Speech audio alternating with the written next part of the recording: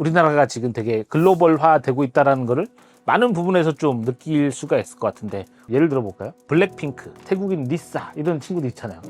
10년도에는 스타벅스에 한국 노래를 트는 사람은 없었습니다. 어디에? 런던에. 런던에서. 제가 2021년에 가니까 아이스 아메리카노를 모두가까지는 아니지만 제 앞에서 자랑을 하더라고요. 한국 케이팝은 정말 많이 나옵니다. 뭐 아이유, 블랙핑크, BTS도 심지어 많이 나오고, 이런 것만 봐도 정말 현지인들도, 영미권 사람들도 한국 문화에 많이 접하게 되었다. 우리나라 창업 생태계를 대표하는 아이콘은 결과적으로는 유니콘 기업인데, 유니콘 기업 중에서 해외 진출에 성공했거나 해외에서 유의미한 성과를 낸 적이 있느냐라고 물어봤을 때는 딱 말씀하신 대로 딱 생각이 안 나더라고요. 글로벌 관련돼서 예산이 530억입니다. 530억. 한 400개 정도 기업한테 530억을 하니까, 그런데 해보니까 그렇게 간 기업조차도 너무 영세한 곳들이 많아서 매출이 없는 데가 절반이 넘는다. 한국에서 1억 받을 수 있는데 미국 가면 뭐 10억 받는다. 현장 인터뷰 100건 이상을 해야 됩니다. 나는 관심 없어. 너가 생각하는 그건 나 돈 낼 의지가 없어.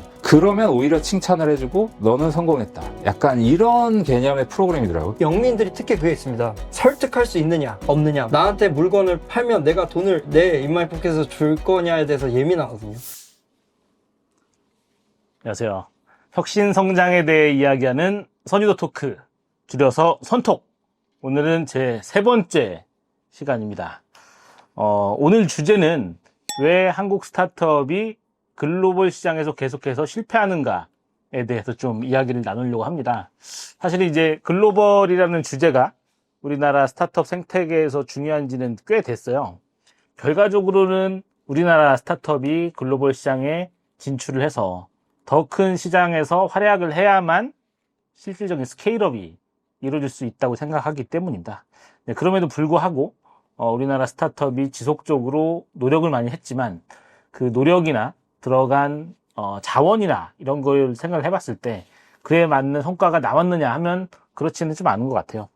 그래서 오늘 주제가 왜 실패했을까를 생각해보는 시간이기도 하지만, 한편으로는 어떻게 해야지 성공할 수 있을까에 대해 이야기하는 시간이 될 것 같기도 합니다.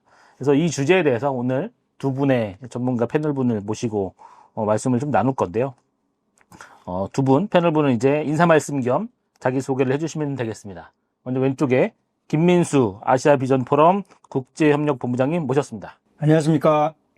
저는 아시아 비전 포럼이라는 민간 연구 기업에서 글로벌 해외 도시 그리고 건설 인프라 사업을 총괄하고 있습니다. 이따가 또 자세하게 말씀드리겠지만, 도시 주택 그리고 인프라, SOC, 발전소, 정책 이런 부분을 주도적으로 해왔습니다.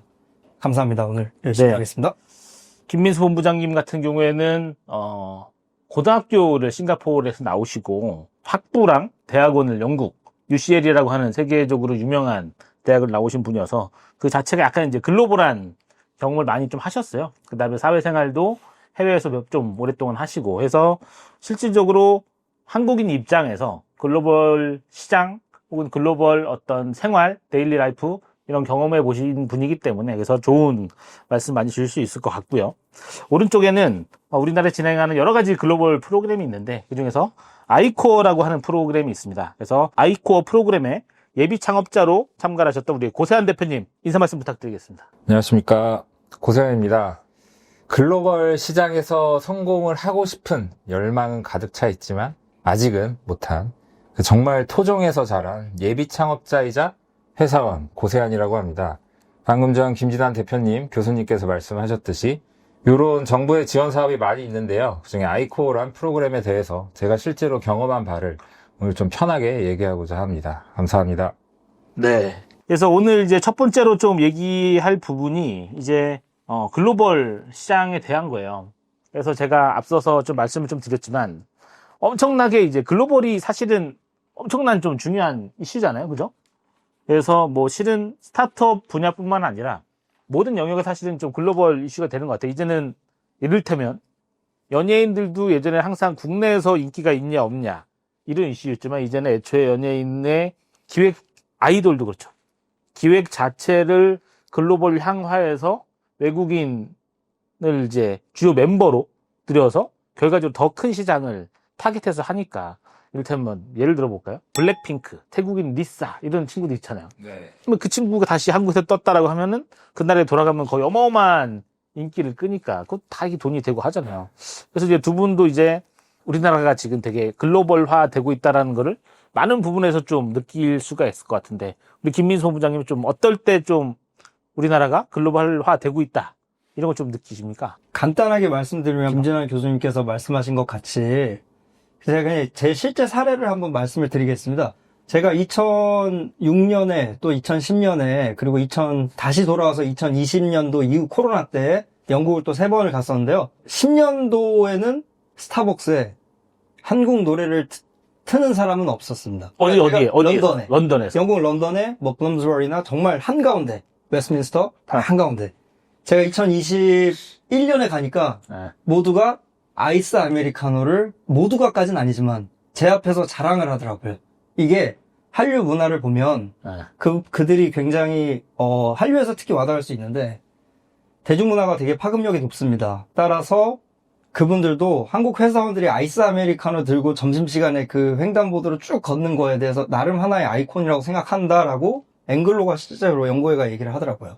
그 다음부터 아이스 아메리카노도 많이 마시고 한국 케이팝은 정말 많이 나옵니다. 뭐 아이유, 블랙핑크, BTS도 심지어 많이 나오고. 그러니까 그런 부분들이 체감적으로 런던이나 뉴욕이나 이런 데 갔을 때 가장 좀 느껴지는 와닿는 것이 아닌가. 과거에는 없던 현상입니다. 아, 그러면은 원래 런던 사람들은 밥 먹고 나서 식후땡을 원래 잘 안 했었나 이게? 그러니까 아이스 아메리카노는 사실 스타벅스가 뭐 가장 주력으로 판매하는 상품입니다. 전 세계적으로 보면.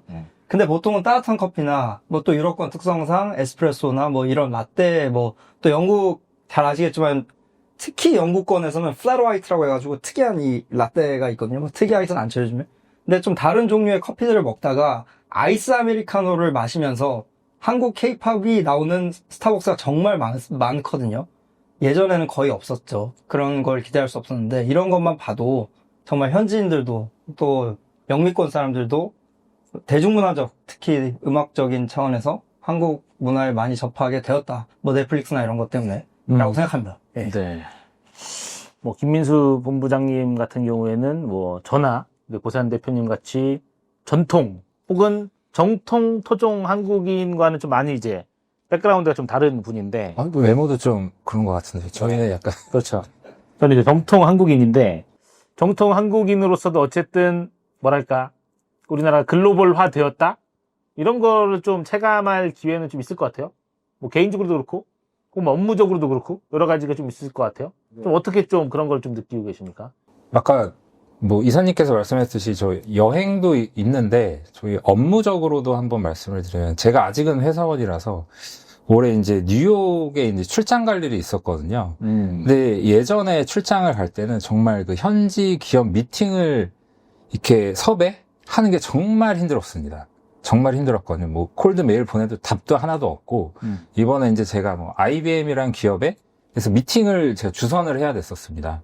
근데 메일을 보내고 IBM 코리아를 통해서 했더니 뭐 생각보다 되게 흔쾌히 받아주더라고요. 그래서 가서 실제로 미팅할 때도 한국의 이 업무적인 미팅도 물론 중요한데 일적인 내용 이외에 한국에 대한 관심이 많다는 걸 확실히 느낄 수 있었고요. 뉴욕 한복판에서도. 그다음에 두 번째로는 그 업무 이외에 관광을 하는데 그 뉴욕의 정말 그 시내 뭐 5번가 뭐 이렇죠. 거기에 한인 식당이 정말 많아졌고 줄을 다 섭니다.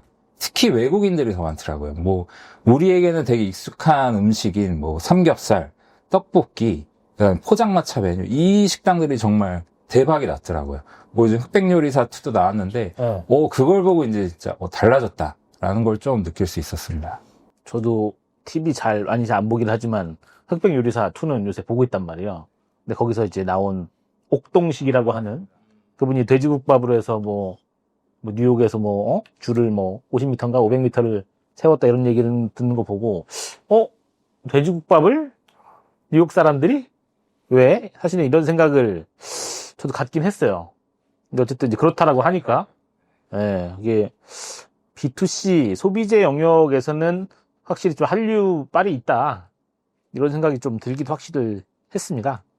그런데 사실 이제 오늘의 주제가 이제 스타트업 기업인데 스타트업 중에서도 물론 B2C 비즈니스를 하는 데가 있고 특히 B2C를 하는 비즈니스 중에서는 상당수는 한류의 열풍, 뭐 K-팝, 뭐 K-스타일, K-코스메틱 이런 거를 하는 기업들이 이제 계속해서 새로운 어쨌든 성공을 하고 이런 경우도 있긴 하지만 그렇다고 해서 되게 인상 깊은 정도 수준의 성공이 있었느냐라고 생각을 해보면 그렇게 보기 좀 어렵다라는 좀 생각이 좀 아직까지 듭니다. 왜 그러냐면 우리나라 창업 생태계를 대표하는 아이콘은 결과적으로는 유니콘 기업인데 유니콘 기업 중에서 과연 해외 진출에 성공했거나 해외에서 유의미한 성과를 낸 적이 있느냐라고 물어봤을 때는 답변을 할 수가 있을까요? 누가 어디서 잘 나간다더라 이렇게 얘기할 수가 좀 있나요? 딱 말씀하신 대로 딱 생각이 안 나더라고요. 제가 네. 이번에 맨하탄 가서 느낀 게 네. 정말 거기 뭐 본사도 다 모여 있고 전 세계 기업들이 다 모여 있더라고요. 그 임대료가 비싼 땅에. 근데 한국 기업을 못 찾겠더라고요. 삼성 정도는 있죠. 근데 그걸 뭐 유니콘이라고 할 수는 없는데 그 말씀하신 딱 그 생각이 들었어요. 거기 다 모이는 거지. 우리의 스타트업 뭐 이런 걸 왜 없을까라는 생각은 좀 했었습니다. 저 같은 경우는 일단 긍정적인 면을 하나 말씀드리면 젠틀몬스터나 무신사 좀 이런 의류 기업이지 않습니까? 꼭 어떤 뭐 고급 브랜드나 이런 걸 얘기하는 게 아니고 굉장히 파급 효과는 나름대로 있다. B2C 시장에서만. B2B는 좀 뭐 다르니까요. 그리고 생각보다 우리가 많이 과거에 비해서 좀 늦은 것 같다는 생각은 듭니다. 그러니까 예컨대 지금 불과 몇 년 사이에 보면 미국은 당연하고 뭐 영국도 많이 나오잖아요. 뭐 레볼루트 나오고 저기 뭡니까 딥마인드도 뭐 계속 하고 있는데 우리나라에서 뭔가 딱 해외에서 이거다 할 만한 거는 딱히 안 보여 있는 것 같긴 하다. 조금 냉소적으로 말씀을 드리면 물론 잘하고 계시겠지만 네. 아직 뭐 성과가 크게 뭐 두드러지게 나오지 않은 걸 수도 있고 혹은 지금 이제 성장하는 단계여서 곧 외부인들이 알 정도의 결과가 나올 수도 있겠지만은 아직까지는 조금 미진하다. 들어간 노력과 시간과 돈이나 이런 걸 비해서 봤을 때 이렇게 좀 생각이 좀 되고요. 잠깐 이제 제가 이제 몇 가지 사례를 조금 말씀을 좀 드릴게요. 그래서 제가 이제 여기 이제 화면에 이제 뜰 겁니다. 제가 몇 가지 이제 사례 지금 어떤 글로벌 진출 관련 프로그램이 있는지에 대해서 보여드릴게요. 첫 번째가 이제 정보통신산업진흥원 과기부 산하에 있는 정보통신 분야를 돕는 이제 공공기관이죠. 여기에 이제 글로벌 진출 사업에 대해서 종류가 이렇게 딱 여러 가지로 나와 있습니다. 뭐 OTT도 있고, 뭐 반도체도 있고, 디지털 컨텐츠도 있고, 디지털 비즈니스 파트너십 구축도 있고 여러 가지가 있어요. 제가 이제 이 사업 중에 한 가지의 결과 보고 평가를 작년 말에 이제 갔다 왔어요. 그래서 한번 어떤 노력을 했고, 어떤 과정을 거쳤고, 어떤 스타트업이 선발돼서 어떤 성과가 나왔는지 이런 거를 평가를 좀 하고 왔는데, 그건 저는 좀 이따 좀 말씀을 드리도록 하겠습니다. 구체적으로 말씀드리고. 또 하나 이제, 몇 개 더 보여드릴게요. 아무래도 우리나라 전체 이제 스타트업 생태계의 총괄 기관이 딱 하나가 있다고 하면 중기부인데, 중기부의 오른팔 역할을 하는 데가 창업진흥원이에요. 이제 창업진흥원 이제 화면 이제 보이시겠지만, 글로벌 관련돼서 예산이 530억입니다. 530억. 530억에 한 400개 정도 기업한테 530억을 하니까 실질적으로 그게 이제 오픈 이노베이션, 글로벌 기업과 국내 스타트업 간의 어떤 기술 실증, 우리가 요새 POC라고 이야기하는 그런 걸 하는데 거기에만 530억이에요. 400개 기업에. 그러니까 1억 한 3천, 4천 정도를 한 개 기업당 주는 거죠. 그거는 글로벌 대기업에게 어떤 노출이 될 수 있는 기회를 주는 거예요. 제품을 테스트해보고 평가해보고 해서 그쪽에서 마음에 들면은 투자가 유치가 될 수도 있겠고요. 아니면 구매를 할 수도 있겠죠. 그걸 한번 해보라고 해서 끊임없이 우리나라 스타트업한테 돈을 주는 겁니다. 그 과정에서 글로벌 기업은 사실은 돈을 자기 리소스를 내지 않아도 돼요. 물론 어느 정도 들어가겠죠. 거기에서도 검증을 해야 되니까 사람이 투입이 될 것이고 사람에 따른 사실 인건비라는 것도 분명히 들어가는 부분이 있는데 그럼에도 불구하고 기본적으로는 거기에 엄청나게 많은 530억 원이라고 하는 엄청난 돈이 작년에만 상준에서 좀 들어간 게 좀 있고요. 글로벌은 이제 중앙정부에서만 관심을 갖는 게 아니에요. 서울 창업허브 공덕. 제가 이제 얼마 전까지 근무했었던 서울경제진흥원 프로그램에서도 글로벌 진출 프로그램 여기 이제 뜰 겁니다.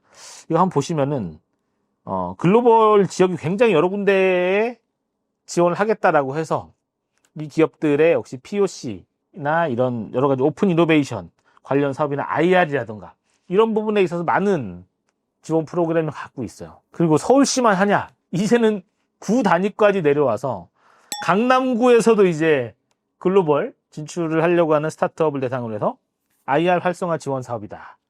그래서 지금은 기초 단체죠. 서울로 치면 구, 그리고 지방으로 가면 시군. 이런 데서도 지금 우리 지역에 하겠다고 지금 하고 있는 상황이에요. 이렇게 엄청나게 많은 지원 사업들, 글로벌 나가야 된다.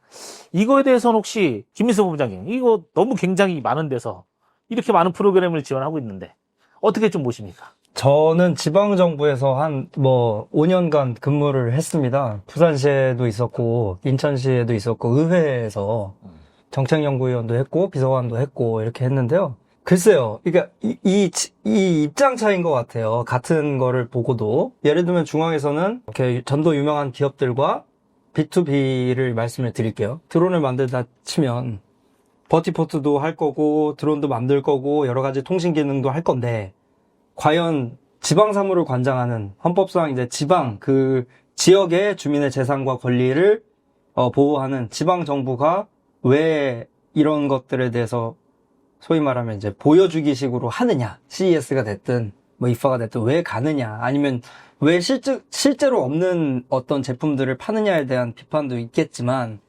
반대편에 좀 양비론적이긴 한데 이런 것도 있습니다. 그 기업도 저희가 현지 보충성의 원칙이라고 해서 원래 예를 들면 아까 말씀하신 교수님께서 말씀하신 어떤 군이다, 구다라고 군구라고 치면 그 지역에 있는 사람들이 근본적으로 우리 헌법상 속한 곳은 그 도시거든요.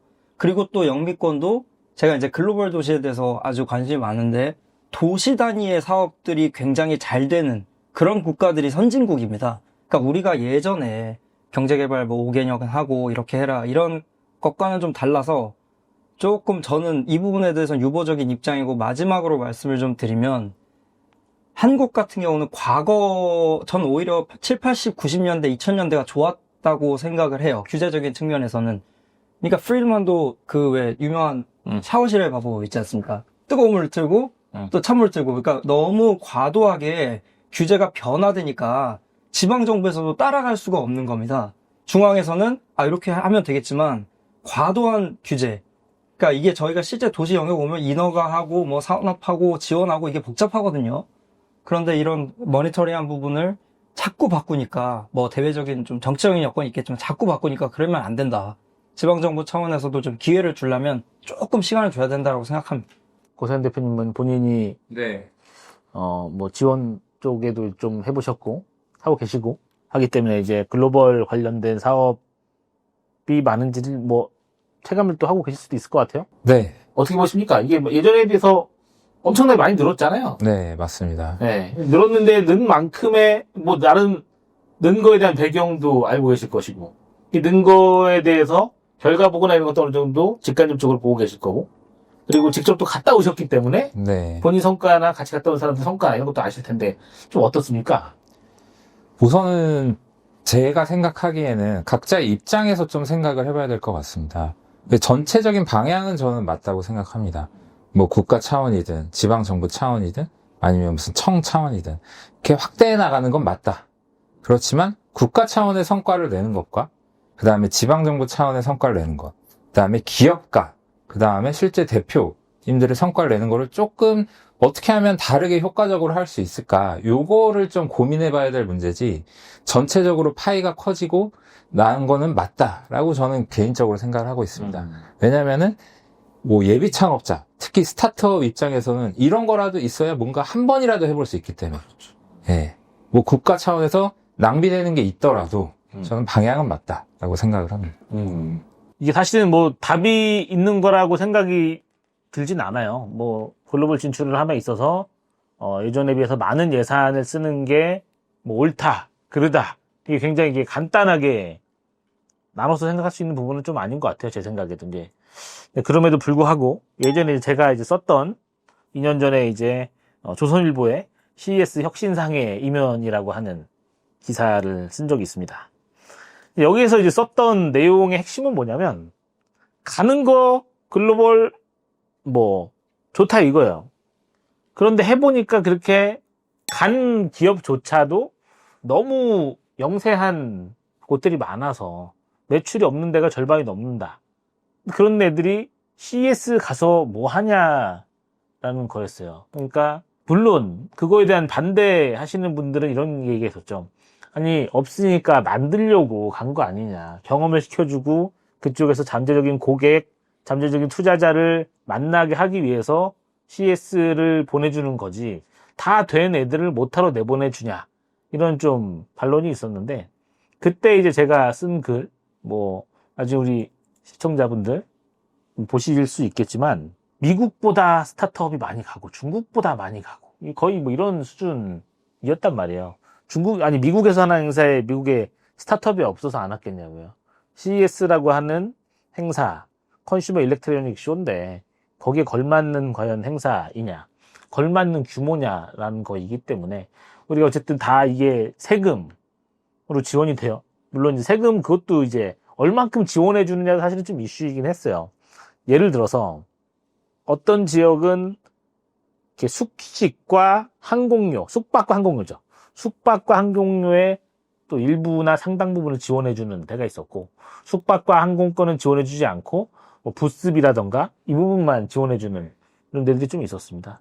네, 그럼에도 불구하고 그 당시 제 추산으로는 하루에 그 행사가 4일짜리였는데 4천억 원을 쓴다. 이거 너무 문제 있는 게 아니냐. 이런 좀 제가 얘기를 한 적이 좀 있었습니다. 어쨌든 이 뭐라고 해야 되지? 우리가 ROI라는 걸 엄청 따지잖아요. 특히 민간 기업에 있는 사람들은 모든 어떤 행사, 정책 이런 거 이벤트 같은 거 할 때 투자 대비 효과가 그렇게 제대로 났느냐 이런 건데 물론 관에서 어떤 예산을 갖고 사용하는 정책적인 활동이 ROI라는 지극히 시장적인 관점으로만 해결할 수 없다는 걸 저도 알고도 있지만 과연 그거에 맞는 좀 기준이나 이런 게 조금 더 명확해야 되지 않느냐 이런 생각이 좀 들어가지고 좀 말씀을 좀 드렸고요. 조금 이제 넘어가서 아까 이제 이게 나왔던 게 우리나라 창업 생태계를 대표하는 스타트업은 유니콘인데 유니콘이 해외에서도 지금 성공한 케이스가 굉장히 좀 드물죠. 그럼에도 불구하고 우리나라의 대표 주자, 국가대표 스타트업들이기 때문에 이 스타트업들이 실패를 해도 다시 지금 도전하고 이러고 있는 상황입니다. 그래서 쿠팡의 케이스는 우리 김민수 본부장님께서 쿠팡의 케이스를 한번 좀 설명해 줄 수 있을까요? 네, 지금 그러니까 국내 이슈는 좀 제외하고 말씀드리겠습니다. 네네. 다만 서두에 미리 말씀을 좀 드려야 될 부분이 그 의결권 그러니까 차등 의결권이라고 하죠. 그러니까 두얼 클래식 스탁인데 이게 지금 뉴욕 증시에 상장이 돼 있거든요. 근데 쿠팡이 이제 쿠팡 INC가 한국 쿠팡이라고 할게요. 100%를 소유한 미국 기업인데 지금 우리가 이게 낯설지 않아서 해외 진출 논의도 좀 어려운 부분이 솔직히 있다고 생각해요. 한 주당 예를 들면 어떤 경영인이 뭐 29배, 30배 이상의 의결권을 갖는 거예요. 클래시파이드 스탁이 있어가지고 A, B, C, D. 우리는 다르죠. 우리는 뭐 1주 사면 1주죠. 그러니까 보통 의결권과 기업의 의결권이 있고 그리고 또 저희가 일반적으로 배당받는 일반주가 있는데 그 기업의 의결권 주식마저도 좀 차등 의결권이 있기 때문에 저는 어떻게 보면 이 부분에 대해서는 앞으로 우리도 좀 연구하고 고찰해야 될 부분 같습니다. 왜 그러냐면 이게 자본이 유동화가 잘 돼야 되는데 마켓 캐피털라이제이션이 쉽지가 않거든요. 우리나라 방식으로 하면. 옛날에는 물건 갖다 팔았거든요. 근데 이제 해외 쿠팡 수출 얘기를 좀 하면 그 쿠팡 많이 했죠. 근데 사실 가시적인 뭐 성과를 보인 일본도 그렇고 뭐 없죠. 왜냐면 이거 되게 이렇게 생각하시면 저는 될 것 같아요. 혹시 미국에서 교수님 그 1등 하는 쿠팡 같은 회사 이름 아십니까? 대시도어. 그래서 그 역시 창업 전문가 또레시가 그러니까 이런 영국도 또 자기네 게 있고 그러니까 이런 어떻게 보면은 전자상거래업은 들어오기가 좀 쉬워요. 배려가. 왜냐면 쉽다는 게 업이 어렵다는 게 아니고 그 나라의 풀필먼트랑 그 나라의 서드 파티랑 그 나라의 그 맞는 품목들을 프로큐어하는 이게 SCM에 사실 기초한 베이스이기 때문에 물류 산업이거든요. 그래서 우리나라 반대로 그러면 롱테일을 얘기를 할게요. 그 미국 애들이 서버부가 60%, 70%인데 거기다 대고 우리가 예를 들면 우리도 하겠습니다. 뭐 공짜로 나눠줘도 어려운 겁니다. 왜냐면 익숙한 걸 쓰기 때문에. 또 소비자 선택 이론 좋아하시니까 이런 부분들도 좀 경제학적으로 보면 해외 진출하는 게 되게 어렵다. 쿠팡은. 쿠팡이 이제 어쨌든 그렇습니다. 예. 이제 2023년에 일본 시장에서 이제 철수를 한다고 발표를 했잖아요. 사실은 뭐 쿠팡이 하는 비즈니스 여러 가지가 있죠. 뭐 전자상거래, 우리나라 치면 전자상거래가 핵심이고 지금 쿠팡 이츠를 통한 이제 배송 분야가 좀 있는데 오늘 저도 이렇게 오면서 SNS에서 보니까 쿠팡이 지금 일본에서 하고 있는 쿠팡 이츠 같은 거죠. 배송 서비스 나와 있는데 지금 수수료랑 배달료 무료라고 해가지고 어떻게든 일본 시장에 안착하려고 엄청나게 노력하고 있는 것 같아요. 그러니까 우리나라 사실 처음에도 좀 그랬잖아요. 굉장히 싼 가격으로 해서 일단 앱 많이 깔게 하고 그 다음에 이제 하려고 하는 그런 전술을 좀 쓰는 것 같아요. 그래서 2023년에는 이제 철수를 했지만 2025년에 다시 로켓나우 배달 서비스를 통해서 다시 이제 일본에서 좀 성장을 해보려고 하는 그런 부분이 좀 있는 것 같습니다. 그런가 하면 또 토스랑 배민의 케이스도 있는데 그럼 혹시 고세한 대표님이 한번 말씀 한번 해주시겠습니까?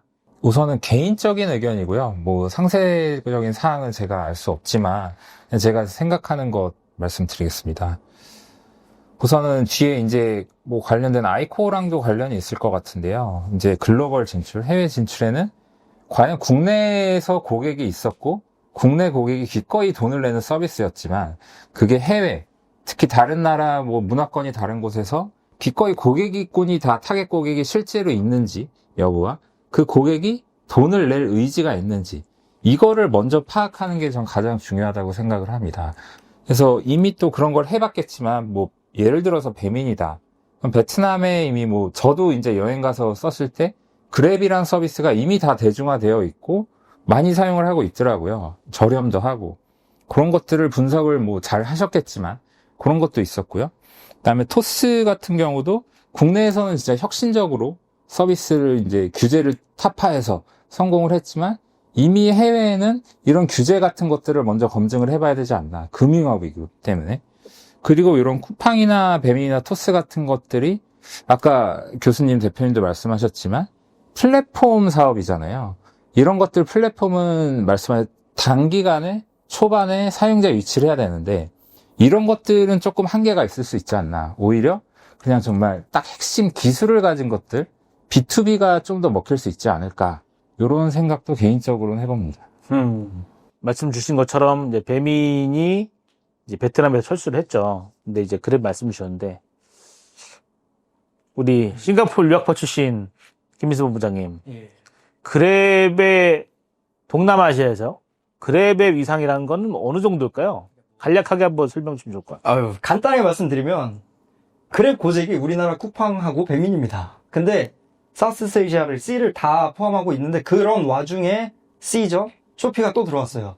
근데 쇼피는 약간 옷이나 이런 좀 소도매업을 하고요. 그랩 고객은 일단 오토바이, 그러니까 우리가 뭐 뚝뚝이나 이륜차, 오토바이를 얘기를 안 할 수가 없는데 정말 우리나라가, 그러니까 제가 만약에 배민이라고 해도 제 친구도 배민 베트남에서 그 부장으로 일을 했거든요. 맥킨지 출신인데 너무 어렵다고 하더라고요. 그 나라의 환경, 도시, 거리, 그 사람들이 원하는 어떤 배달 시간, 음식 이런 것들을 뭐 미국도 어렵잖아요. 반대로 이게 얼마나 어려운 일이겠습니까? 뭐 옛날에 코티나 들어와서 현대자동차에서 저기 만든 거 아닙니까? 포드랑 포드였나요?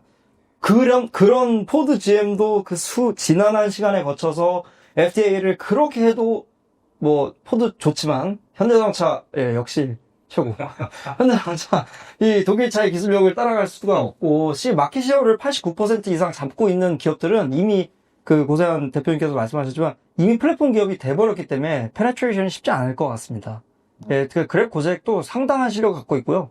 또 굉장히 엘리트 유학파들 전부 다 인도네시아, 말레이시아 유학파들 미국에 또 막강한 또 로비를 갖고 있습니다. 그들도 우리 못지않게 규제도 다르고요. 말씀은 맞습니다. 뭐 그랩도 고잭 뭐 그 외에도 여러 가지 이제 뭐 쇼피, 많죠. 뭐 엄청 네. 많잖아요.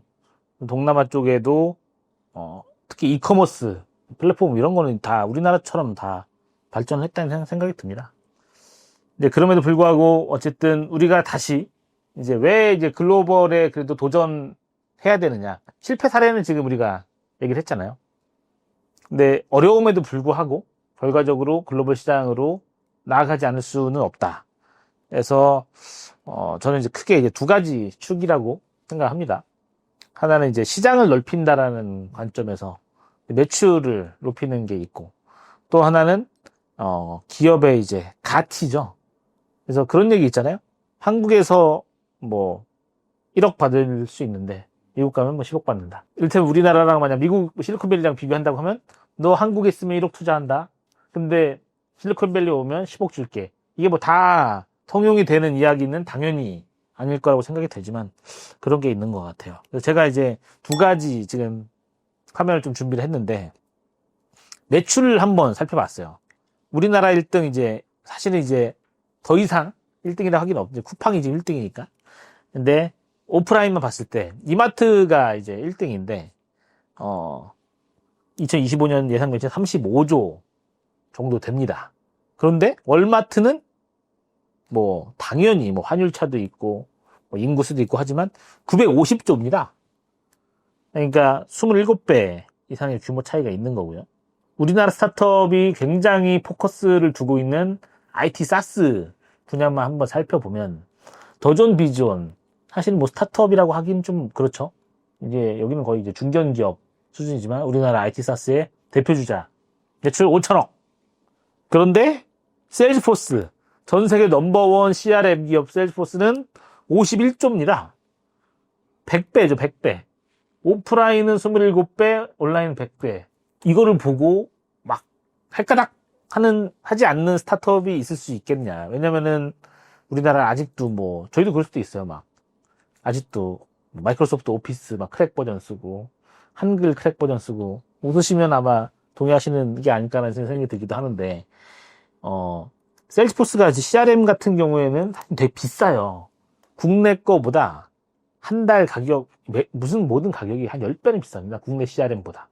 물론 나름 장점이 있으니까 그렇겠지만, 그거를 기꺼이 써주고 사주고 하는 윌링 투 페이가 훨씬 높은, 훨씬 많은 유저들이 있는 시장이기 때문이잖아요.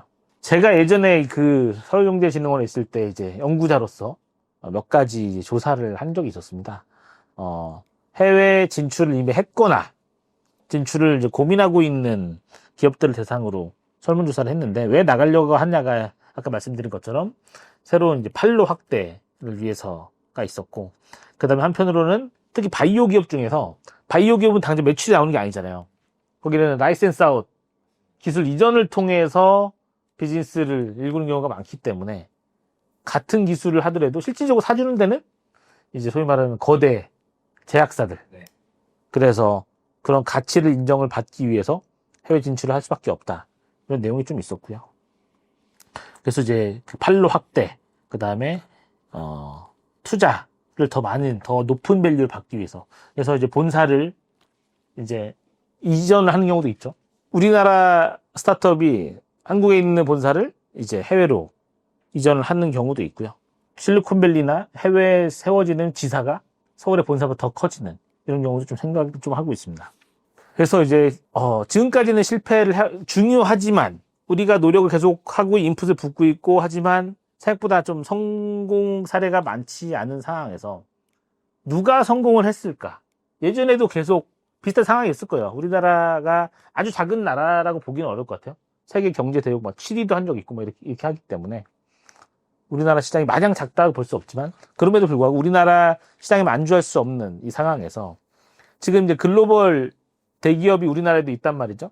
뭐 삼성전자, 현대차, SK 하이닉스, LG전자, LG화학, 뭐 그 전에 또 보면은 대우그룹 이런 기업들이 뭐 세계 경영 이런 거를 이야기하기도 했었는데 이러한 우리나라 대기업들이 어떻게 그 기업들도 처음에는 작았을 거고 지금보다 더 안 좋은 상황이었을 거란 말이죠.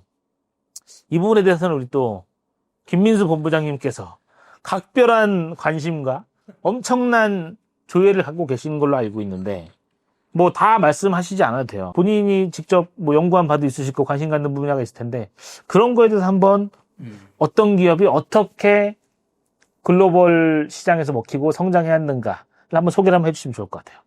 그러니까 한마디로 먼저 말씀드리면 너무 미약해서 위기를 잡았다. 위기 속에서 성장했다라고 봅니다.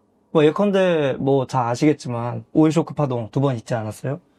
그때 이제 최종현 회장님께서 그때 성경 합섬이었나요? 직물이었나요? SK죠. 못해야 그때 이제 사우디 쪽의 인맥으로 뭐 인맥과 또 경영 철학 이렇게 해서 정부에서 어떻게 보면 이분이 민간 사절단 겸 대표 통상장관 같은 느낌입니다.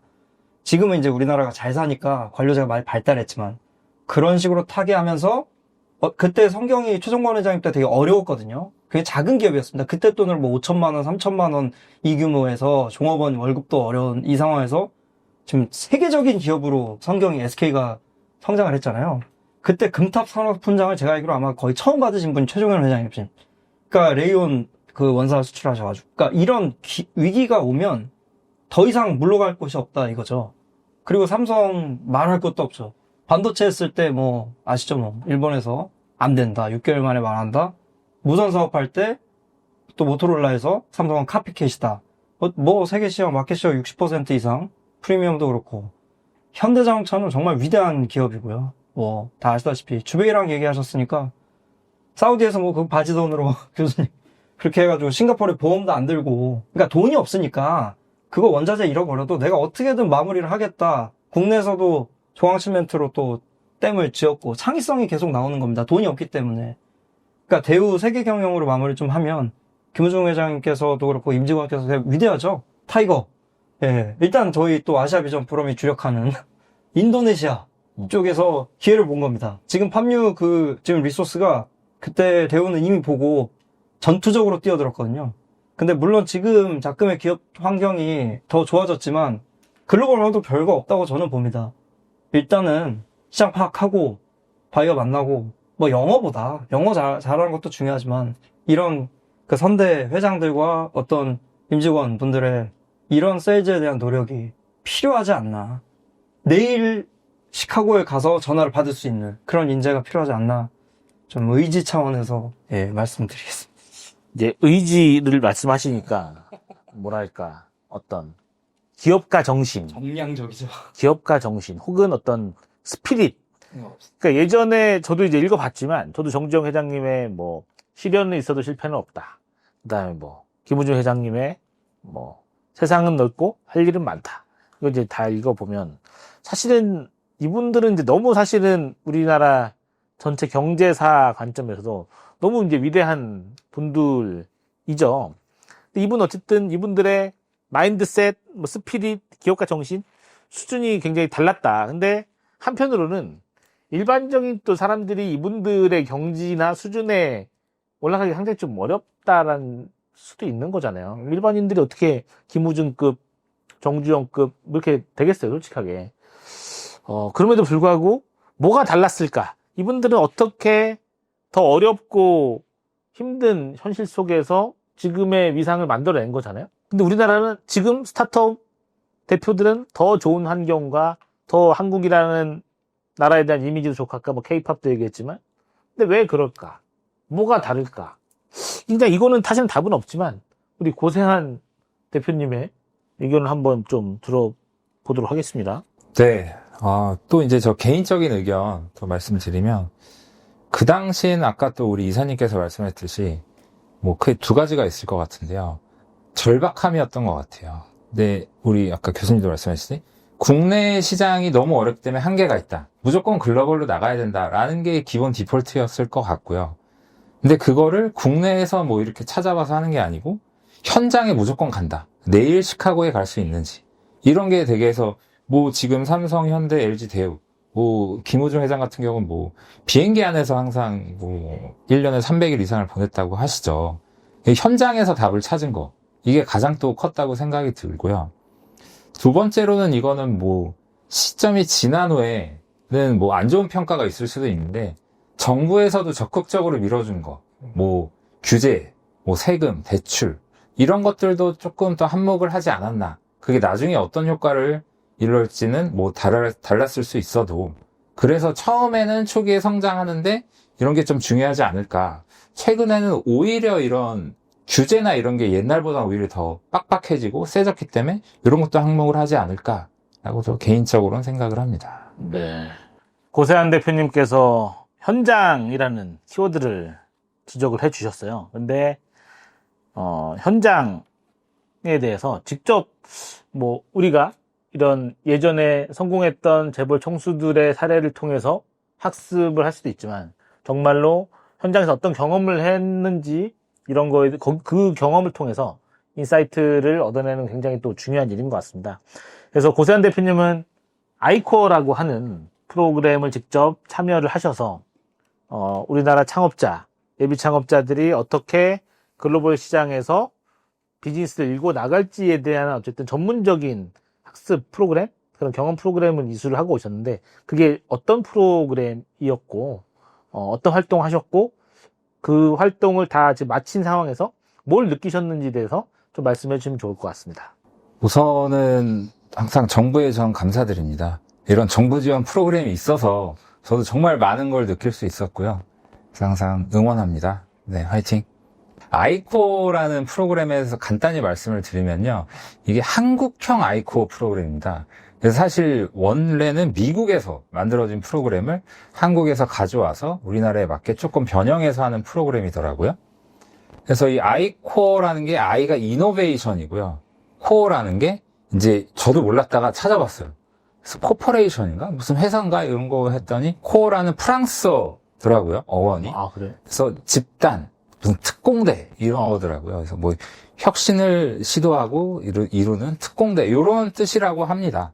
그래서 미국의 NSF라는 연구 재단 기업에서 우리가 이렇게 연구비도 투입을 하고 엄청난 연구비 투입하고 국가 예산을 투입하고 인력과 시간을 투자하는데 왜 사업화 성공을 못하지? 이런 고민 끝에 탄생한 프로그램이라고 하고요. 그거를 우리나라에서 가져와서 지금 시행을 하고 있는 프로그램이다. 이게 이제 아이코어의 간단한 소개고요. 그래서 이 프로그램에서 과연 무엇을 하는 것이냐라고 봤을 때는 이거는 우선은 지금 창업을 해서 어느 정도 시간이 지났거나 이런 게 대상이 아니고 정말 예비 창업자 초기 대상으로 하는 프로그램으로 저는 생각이 들더라고요. 그게 더 맞다고 생각이 들고요. 왜냐하면 여기서 중요한 거는 뭐 투자 유치를 하거나 뭐 사업 계획서 작성을 하거나 이런 단계까지 가기도 전에 과연 너가 생각하는 아이디어, 사업 모델이 정말 그거에 대한 고객이 있냐, 그리고 고객이 과연 기꺼이 돈을 낼 의지가 있냐, 이거를 검증하는 프로그램이더라고요.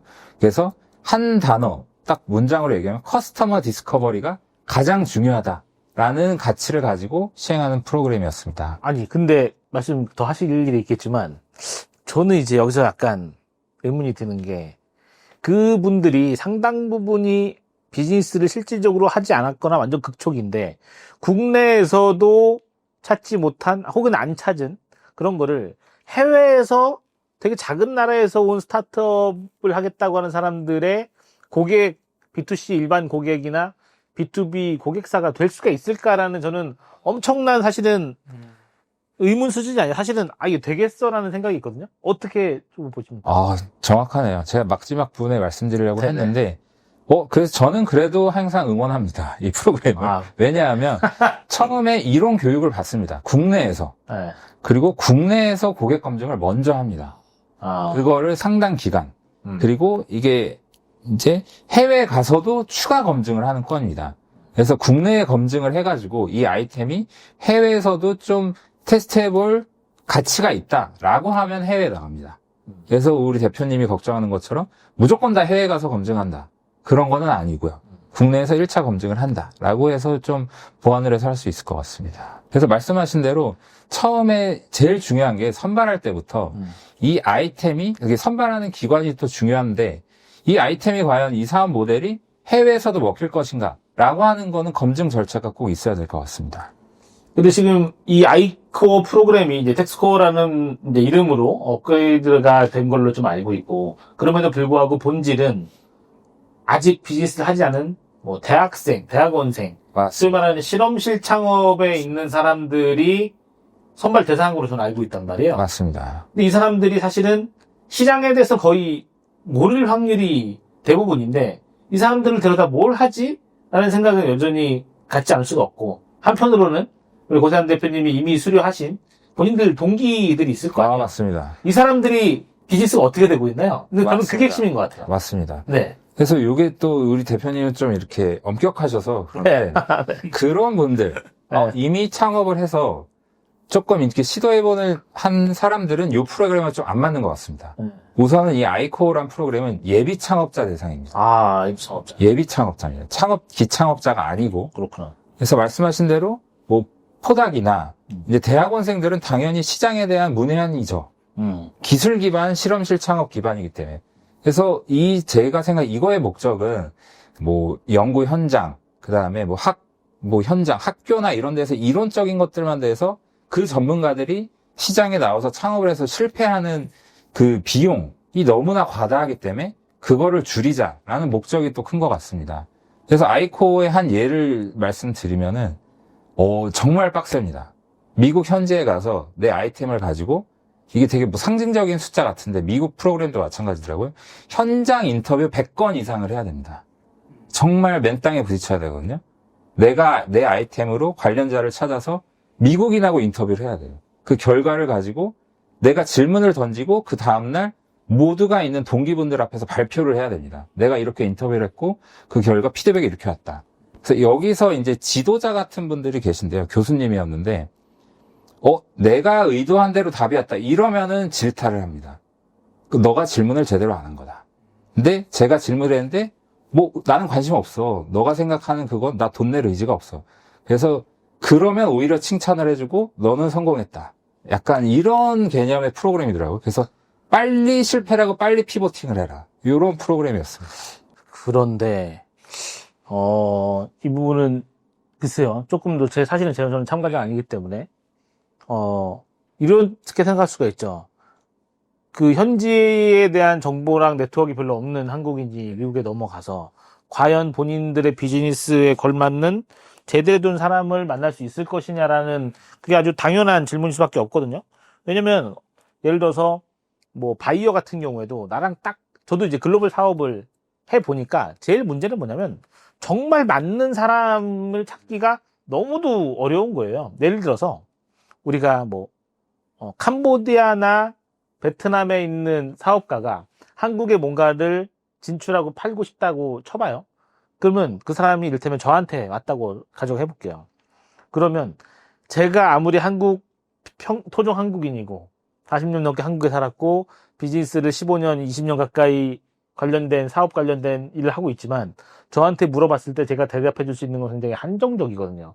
예를 들어 저한테 제가 잘 모르는 화학 어떤 제품을 갖고 이거 팔 수 있어요? 납품할 수 있어요? 못 한단 말이에요. 그 다음에 갑자기 자동차 부품 관련된 이야기를 하면 역시 제가 어떻게 해줄 수 있는 게 없습니다. 저는 전반적으로는 제가 B2B 비즈니스의 전문가라고 이야기해도 할 수 있는 업종이나 이런 게 제한이 되어 있는데 다시 돌아가서 한국에서 대학원생, 포스닥 이런 사람들이 거기 넘어가서 과연 라이트 퍼슨을 만날 수가 있느냐. 이건 굉장히 이제 좀 중요한 이슈 같아요. 맞습니다. 네. 그거는 사실 국내에서도 마찬가지일 거예요. 그분들 기반에서는 아직 사회적으로 경험이 없고 했기 때문에 그 정확한 이 타겟 고객 군을 만날 수 있느냐 이런 것도 마찬가지일 텐데 그래서 그거를 좀 비교해 봐야 될 것 같아요. 이 아이코어라는 프로그램 자체의 목적이 과연 ROI를 정말 엄격히 따져서 해야 되는 프로그램이냐 아니면은 그 이론만 가지고 창업을 하는 교수 창업이나 연구원 창업이 대표적인데 내가 이렇게 학문적으로 많이 연구를 했고 뛰어나기 때문에 이건 분명히 수요가 있을 거야. 시장에 나가면. 이렇게 해서 실패하는 사례가 많기 때문에 이런 사회적 비용과 이거를 먼저 한번 검증을 해보라는 이런 정보 지원 프로그램과 이거를 한번 비교해 봐야 되지 않을까라는 거는 저는 생각합니다. 그래서 아까 제가 라이퍼슨 이런 거 얘기를 했는데 이게 지금은 이제 예비 창업자 단계에서는 정말 단순히 인터뷰이지만 프로덕트나 서비스를 갖고 있는 기업에서는 당장에 딱 맞는 바이어를 발굴하거나 바이어가 아니면은 그런 어쨌든 본인들의 비즈니스를 도와줄 리셀러든 총판이든 아니면 하다못해 브로커든 에이전트든 이런 게 사실은 필요한 거여서 뭐 나이파에서도 그런 해외 바이어 정보 이런 것도 올리고 하지만 그런 것들이 참 어려운 부분이다. 그리고 조금 더 이제 본질적으로는 이제 미국 가셨을 때 100명의 사람을 만나 보셨나요? 아, 그럼요.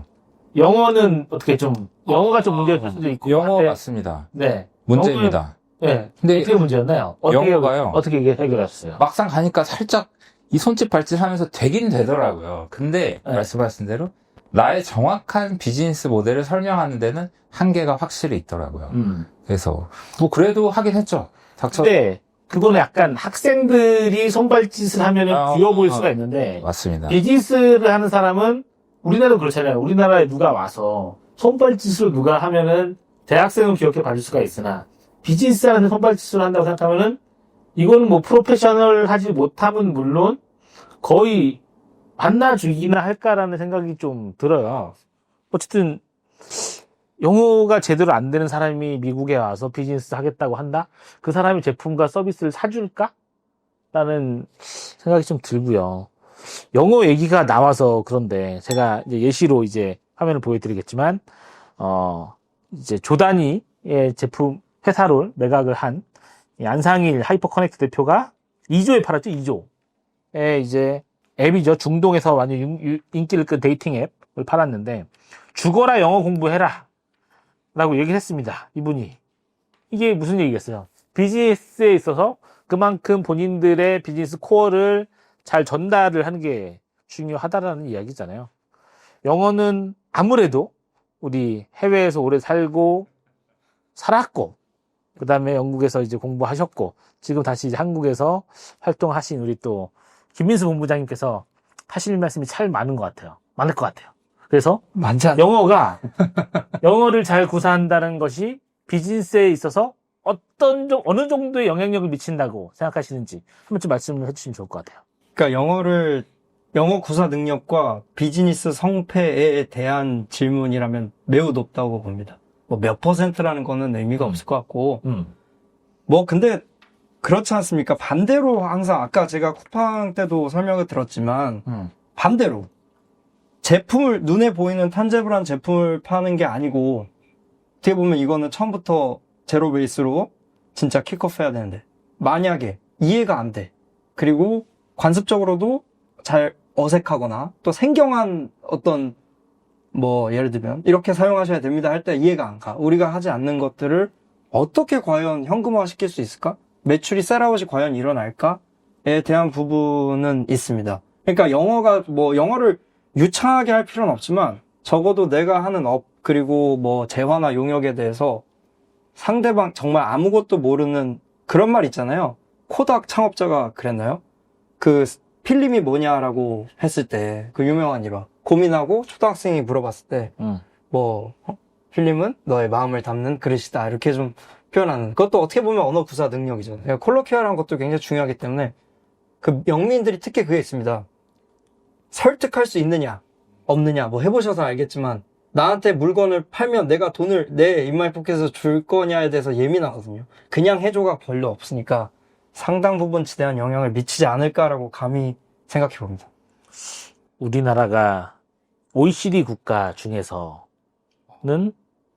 일본이 제일 못하고 그 다음에 한국이다라는 뭐 영어 기준 그런 얘기가 있죠. 근데 일본 애들 저도 한번 얘기를 해보니까 일반화할 수는 없겠지만 일본 애들은 자기네 나라 내수 기반이 크다 보니까 일단은 일본에서 짱 먹는 게 중요하다. 약간 이런 식으로 얘기를 하더라고요. 그래서 평균적으로 여전히도 한국보다는 못한다는 얘기가 있고 뭐 그런 사람들도 저도 보니까 여전히도 좀 자국 중심적이구나라는 생각이 되지만 근데 우리나라는 좀 그렇지가 않단 말이죠.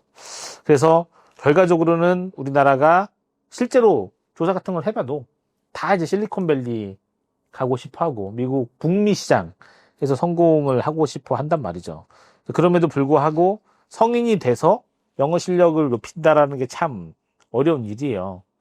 김민수 본부장님은 제가 알기로는 중학교 때까지는 국내에 계시고 고등학교부터 이제 해외 생활을 하신 걸로 알고 있는데 아니 아주 어렸을 때 나갔습니다. 아주 어렸을 때. 네, 3살 때 나갔다가 다시 들어왔다가 뭐 미국 미국 실리콘밸리도 있었고요. 또 영국, 런던, 싱가포르, 두바이, 하노이 뭐 쭉쭉 자카르타 실제로 거주 3년 이상 한 곳만 7개 도시입니다. 그래서 제가 이제 글로벌 도시를 연구를 하는데요. 7개 도시에서 한 20년간 생활했습니다. 그런 그 국가들 대비, 그 도시들 대비 서울 전반적인 영어 실력 수준 어느 정도입니까? 제 생각에는 정말 많이 좋아진 것 같아요. 다만 라이팅이 좀 약해요. 특히 저는 좀 걱정되는 부분이 요즘 생성형 AI가 저희 시대를 지배하지 않습니까? 그런데 이 라이팅 쓸 때 아시죠? 뭐 GPT나 뭐 제미나이에다가 자, 써! 그러면 뭐 기가 막힌 비즈니스 메일이 나가고 돌아오는 거 답장해라. 그럼 답장합니다. 그런데 이 라이팅이 왜 중요하냐면 내가 쓸 수 있어야 내가 무슨 말을 할지를 예, 그러니까 내가 써봐야 되거든요. 교수님도 글 많이 쓰시잖아요. 네. 책도 쓰시고 근데 네. 기사도 쓰시고 근데 이게 쓰는 게 완벽할 필요가 없지만 그래도 좀 쓰기 연습은 확실히 해야 되고 일본 사람들이 옛날부터 또 이렇게 문법이나 글 장문 영작이라고 하죠. 그런 거에 좀 강한 것 같습니다. 그러니까 비교적 물론 이제 뭐 사람마다 차이가 너무 커서 좀 어려운 질문입니다만. 네네. 저도 외국계 기업에 예전에 근무를 했었다 보니까 예전에 호주 사람이랑 얘기를 한 적이 있었어요. 그 사람이 제품 지식이나 이런 거는 월등하지 않았음에도 불구하고 아시아 퍼시픽 전체 교육을 담당하고 있었어요. 그래서 제가 물어봤죠. 한마디로 얘기하면 너 뭐 돼? 뭐 이런 거였는데 그분이 얘기한 거는 나는 영어권 국가 네이티브니까 그래서 어떤 나라든 다 교육을 할 수가 있다라는 거예요. 그래서 진짜 영어의 정말 중요성은 정말 사실상 공용어가 된 거잖아요. 세계 공용어가 됐기 때문에 그런 생각 좀 많이 느꼈고 그리고 뭐 어느 나라를 가도 영어권 국가 애들은 그 나라에서 알바 같은 거 하면서 돈을 벌면서 살잖아요. 그런 걸 보더라도 걔네들은 그러니까 본투 글로벌이라는 게 당연한 개념이 아닐까라는 생각이 들어요. 영어권 국가 애들 혹은 유럽 국가에서도 영어 잘 쓰는 사람들 많잖아요. 그런 사람은 전 세계 어디 가도 영어 정도 어느 정도 쓰면은 그걸 먹고 살 수 있을 정도가 되니까 그래서 본투 글로벌이 좀 당연하게 된 게 아닌가 좀 생각이 좀 들었습니다. 저희가 이제 글로벌 진출을 얘기하다가 이제 영어 쪽으로 이제 좀 수렴이 좀 돼가고 있는데 이제 우리 프로그램을 우리 선유도 토크를 아마도 한국인뿐만 아니라 이제 글로벌 오디언스들도 많이 이제 듣고 계실 것 같아요. 한국인들이 어쨌든 한국 스타트업 대표들, 한국인들 전체적으로 이제 수준이 좀 높아지고 있습니다. 그리고 한국인들이 뭐 능력이 있다라는 건 많은 사람들이 또 이제 인지하는 바일 거라는 생각이 좀 들고요. 그래서 한국인들이 앞으로 영어도 잘할 것이고 그 발전된 영어 실력을 발판으로 해서 비즈니스도 더 잘할 거다라고 하는 내용을 저희 3명을 대표해서 우리 김민수 본부장님께서 영어로 글로벌 오디언스를 상대로 우리가 얼만큼 잘할 수 있다. 코리안 캔두.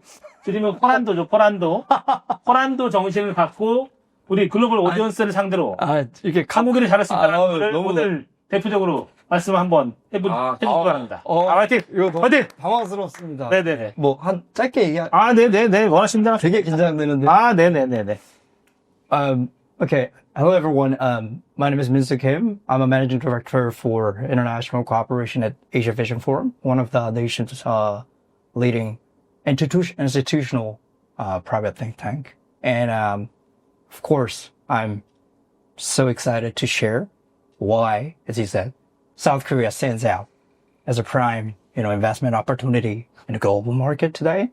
And, for instance, 2024 and 2025, our foreign direct investment made a remarkable surge, reaching over 35 billion in US dollars. This increase in investment obviously sets in motion growth key in the sectors such as semiconductors, automotive industry, and computer technology, and so on. So obviously, and it also fuels robust activities in the equity markets. So increasing those equity markets and market capitalization and those improvements we have already verified through our main indices like KOSPI or KOSDAQ has increased a lot, as you see, throughout the past 2 years. And as a result, these developments have very promising performance in Korean equity markets too. And so therefore, these trends, will definitely, I think, solidify South Korea's position as a global player, also in terms of even small and medium-sized startup business too. So, paving the way and sustain growth opportunity So those kind of things are very expected. And invest in Korea. 코리아 팀 화이팅. 예, 네. 하겠습니다. 아, 감사합니다. 되게 감명 깊은 이야기. 네, 오늘 글로벌, 한국 스타트업의 이제 글로벌 진출의 실패 원인과 앞으로 좀 어떻게 나가야 될지에 대해서 우리가 이제 일부나마 논의하는 좀 좋은 시간을 가졌습니다. 오늘 방송은 여기서 마치도록 하겠습니다. 오늘 와주신 패널 두 분 감사드립니다. 감사합니다. 네. 여기까지 선유도 토크 3화 마치도록 하겠습니다. 지금까지 진행의 김지한이었습니다. 감사합니다.